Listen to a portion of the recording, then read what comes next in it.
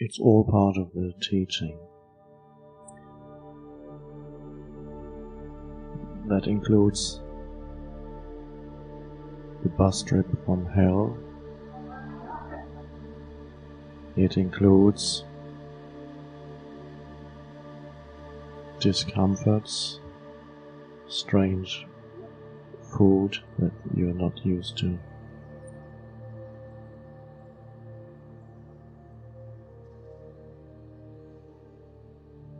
Bugs that you may encounter here or there, or other animals, and your physical body. Some of you are experiencing the limitations of that here.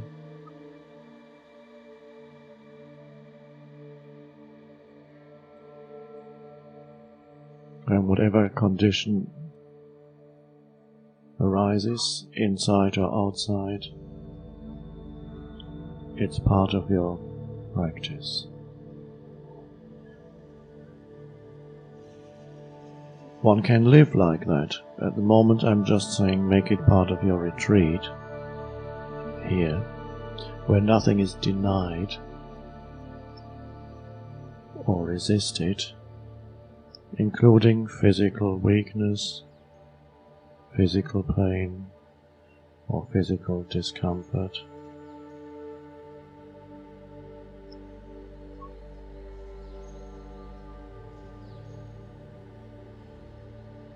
Just relax into that.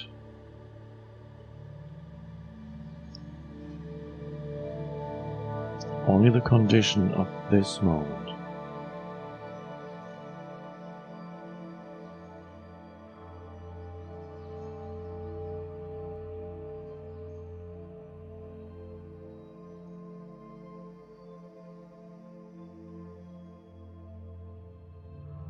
Otherwise, you may go home frustrated and say, I went to this retreat expecting to encounter spiritual liberation, the limitless, the transcendent and eternal, and all I encountered was sickness, strange food, bus trips from hell, bugs. That wasn't supposed to happen.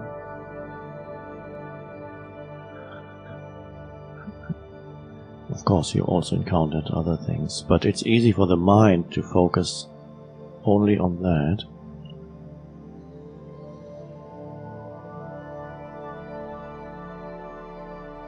In other words, limitations all around. And when you get home, you encounter the normal limitations of everyday life again.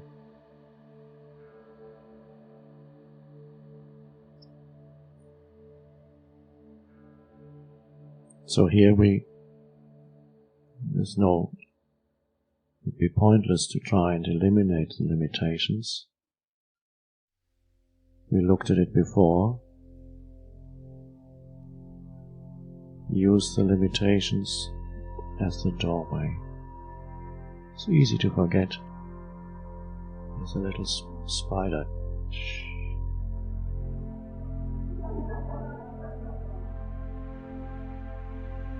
On its journey somewhere.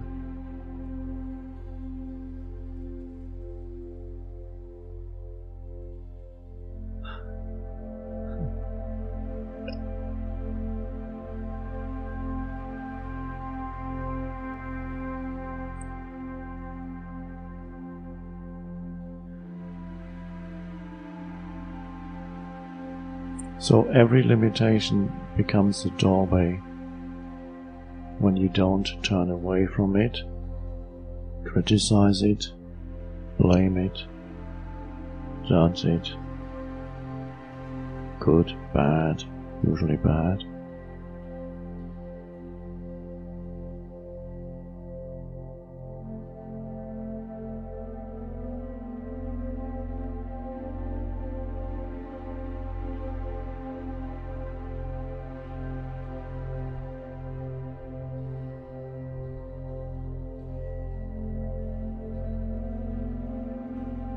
So whatever it is,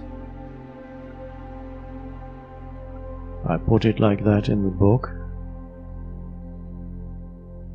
Whatever this moment presents to you, accept it as if you had chosen it. That is a totally new way of living, and totally contrary to the old conditioned consciousness. Accept this moment, no matter what it brings, as if you had chosen it.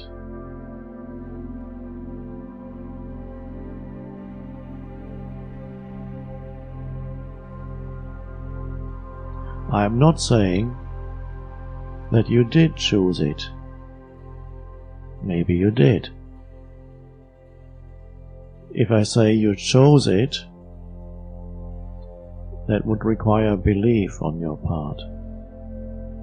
You can believe it or not believe it. And some of you would say, I definitely did not choose this, I know that for sure.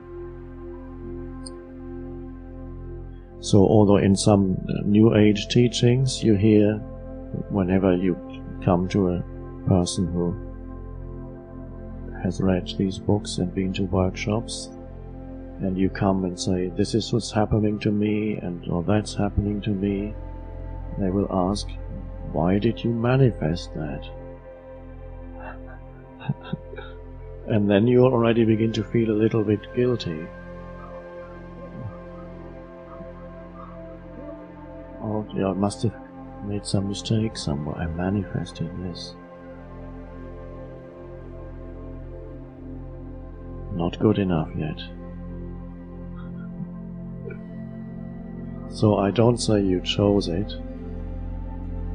It's enough to say, as if. Accept as if you had chosen it. And immediately the limitation becomes a doorway into peace. That's the miracle.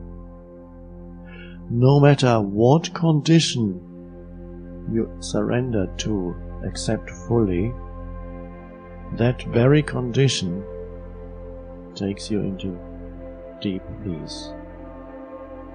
But if the condition is on the surface, appears on the surface, totally unacceptable,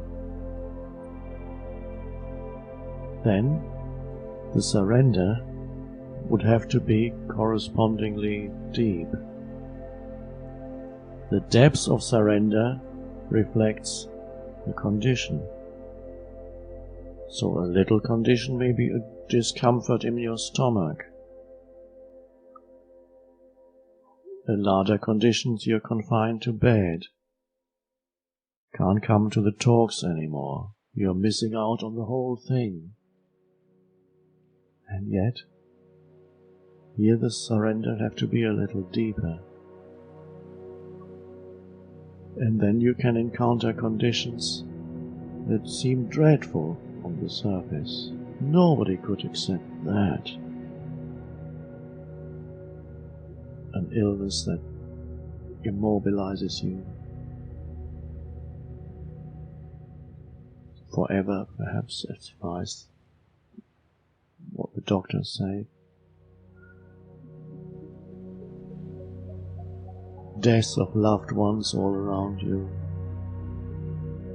Loss of everything. Prison.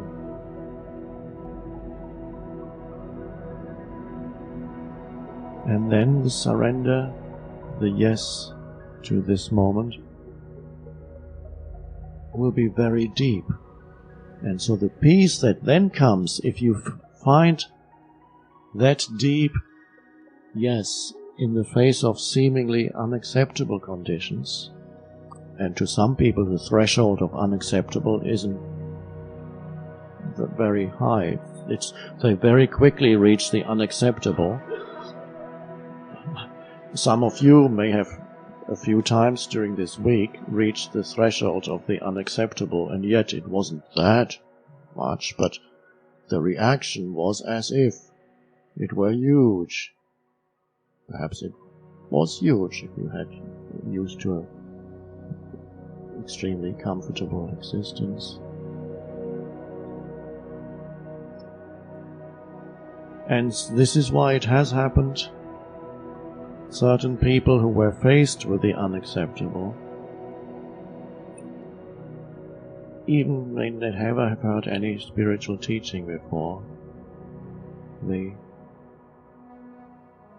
entered the surrendered state of consciousness, and the yes arose in the face of the unacceptable. And yet yes had to be so deep that that peace, all the reactive structures of the egoic self collapsed in that one deep yes. And the peace then never left them. They dwelt in that eternal peace. Those were the first, thousands of years ago, the first spiritual teachers that arose. They didn't have teachers, because they must have started somewhere. The first spiritual teachers that arose were those people who were faced with the unacceptable, great suffering, and then a deep yes. The depths of that yes reflected the depths of the suffering and of the limitations that they encountered. And that was the shift. And then after a while, people came and said, "There's something strange about you. I don't know what it is. I feel drawn.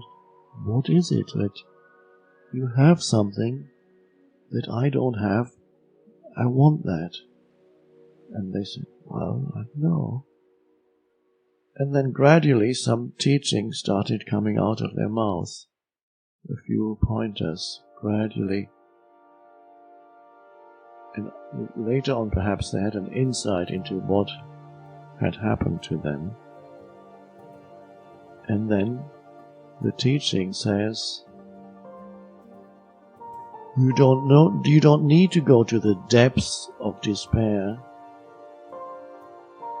to an extreme form of limitation or suffering.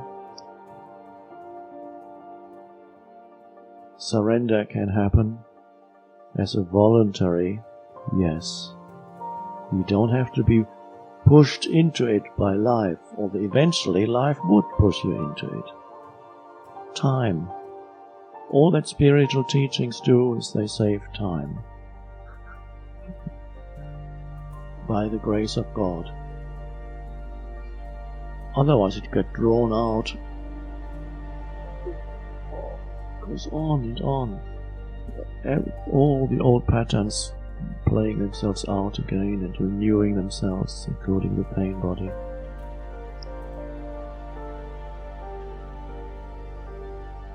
So if you bring in continuous little acts of surrender in the face of relatively small limitations, then gradually you enter the surrendered state. With every yes, there's a deepening. With every yes, there's a weakening of the egoic mind structures. So everything is included. Whatever arises now is part of this retreat, and when you go away from here is part of your spiritual practice. There's nothing that is not part of it. Oh no, not this. No, give me something else to surrender to. This one, no, I don't want.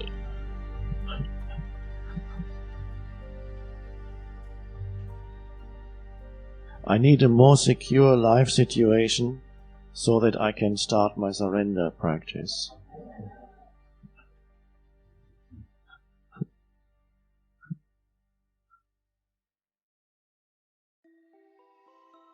And the mind saying, and this is also a subtle thing, I need to understand more before I can surrender. Please explain more about surrender. I have accumulated enough knowledge about it. Just one more question now about surrender. Oh, well, then the answer comes, But then on the other hand, what about, Of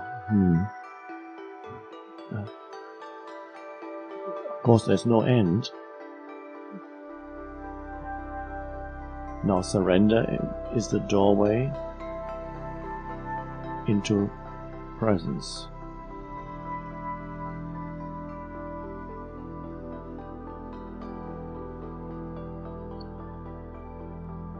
May I also suggest not only that you work with whatever happens, apply the yes. Remember the beautiful statement by the Roman Emperor Marcus Aurelius that I quote in the book.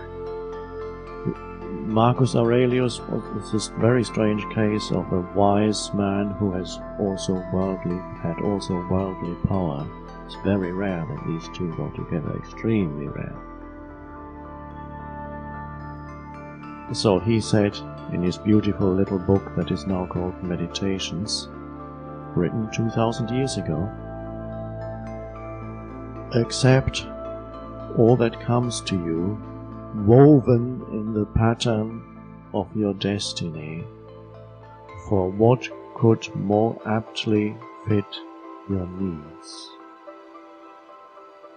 Whatever comes to you is woven in the pattern of your destiny, which is the pattern of the totality of the cosmos.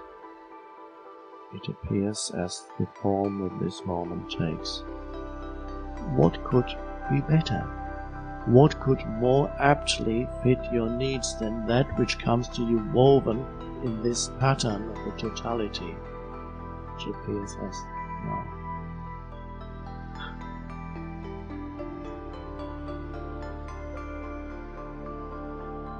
And so whatever it is here, and if you cannot come to a talk, that will be greater for you than the talk, if you surrender into that condition.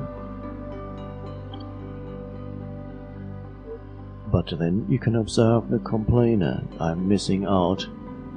Here I am, spend all this money on this long trip, and here I'm in bed. It's not even comfortable.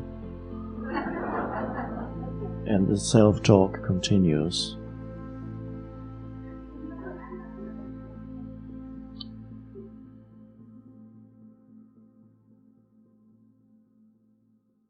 It's even happened last year.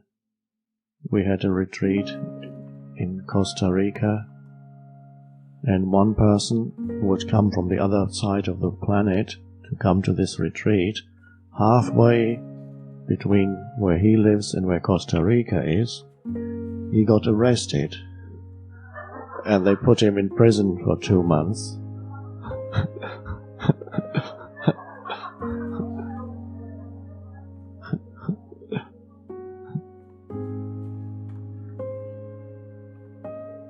Later all the charges were waived, but he didn't know that then. That was his retreat.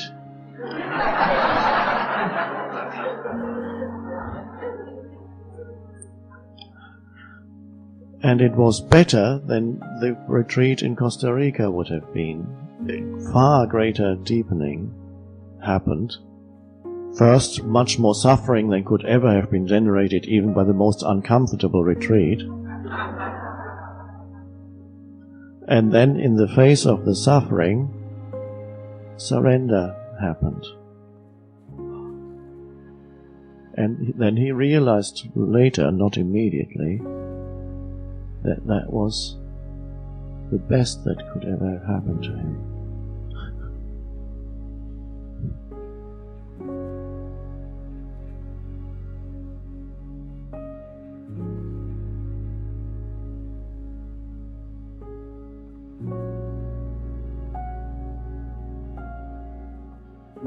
So that's this enormous power that is released through welcoming now. And then it becomes uncompromising. An uncompromising welcoming that is both, it has both a feminine and masculine aspect to it, that welcoming. The feminine aspect of welcoming whatever arises is what you sometimes see in statues of the Virgin Mary, Kuan Yin, perhaps also. The arms like that, often which is the feminine principle, embracing all. So that is one aspect of welcoming what is you have to become the one that embraces all. You realize yourself as the field that allows this to be, the space. And then welcoming also has another, one could say, more masculine aspect, which is that. It has a certain fierceness to it also. It is uncompromising, the yes to what is. The two combined, it seems impossible, but they merge into one. And with that you meet whatever arises in your life with that gentle fierceness. You meet and face whatever arises in your life. And of course, it can only arise now. Well, that's all there ever is. Whatever arises in this field, with that gentle fierceness, is embraced, received, met. And then enormous transformation happens. First, the entire state of consciousness shifts from resistance, ego, to complete openness, where the self, the one self, not the limited little mind-made self, that one consciousness then becomes free-flowing, so to speak. And it acts for you, speaks for you. Life unfolds. Life suddenly seems to carry you, where before you struggled against it, now you're floating, so to speak. It comes always as a surprise to somebody who learns to swim, that at first it's a great struggle to keep yourself above water. This is the egoic condition, so to speak. You're always struggling to keep your head above water.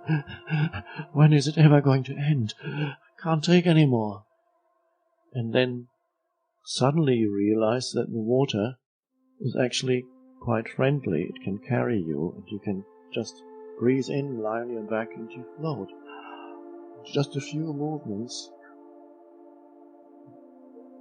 and you become one with the water. You're no longer struggling against the water becomes friendly.